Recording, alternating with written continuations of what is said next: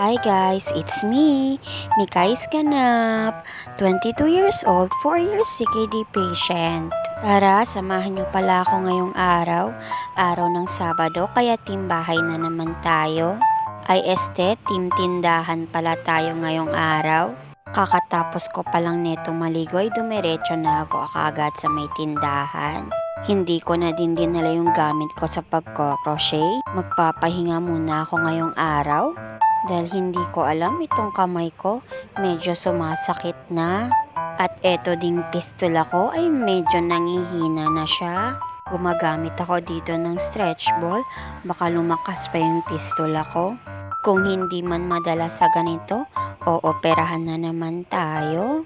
Medyo nangihina na kasi siya. Gusto niya na talagang bumitaw. Hindi pa talaga to umabot ng 1 year. Ewan ko ba kung bakit ganito yung nangyari sa pistola ko? Bakit nangihina yung vibration niya? Pero kahit ganun, wala tayong magagawa. Andito na to. Hanap na naman tayo ng paraan kung paano balutasin tong problema na to. Dahil napakahirap talaga pag nawalan ka ng access sa pagdadialysis mo.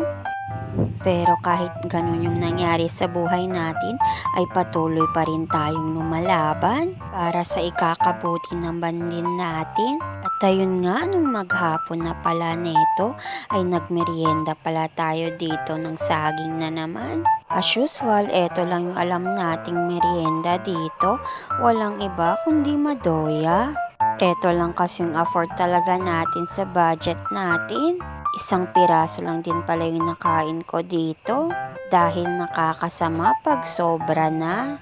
At syempre, tubig-tubig lang din tayo dito. Bawal tayong uminom ng soft drinks hanggat hindi pa maayos yung pistola natin. Iwas-iwas muna tayo sa mga bawal. Ay kumain pala din ako dito ng kikiam.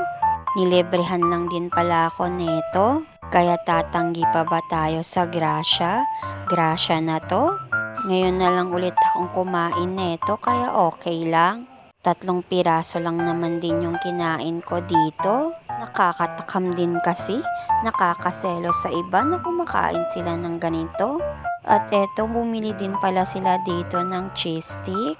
Sa halagang 25 pesos, may 10 pirasong cheese stick ka na. O diba, basta dito talaga sa tindahan, kung ano-ano na lang ang kinakain ko.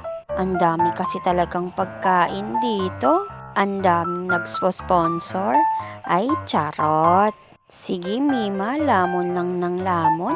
Mamayang gabi na naman yan. Hingal na naman. At ayun, napasok pa ako. Mainit-init pa kasi yung cheese stick. Pagkatapos kong kainin yung cheese stick, ay inubos ko na pala tong kikiam na binili ko. Ay nilibre pala sa atin. At yun lang talaga yung buong ganap ko buong maghapon. Hanggang dito na lang. Bukas ulit. Salamat!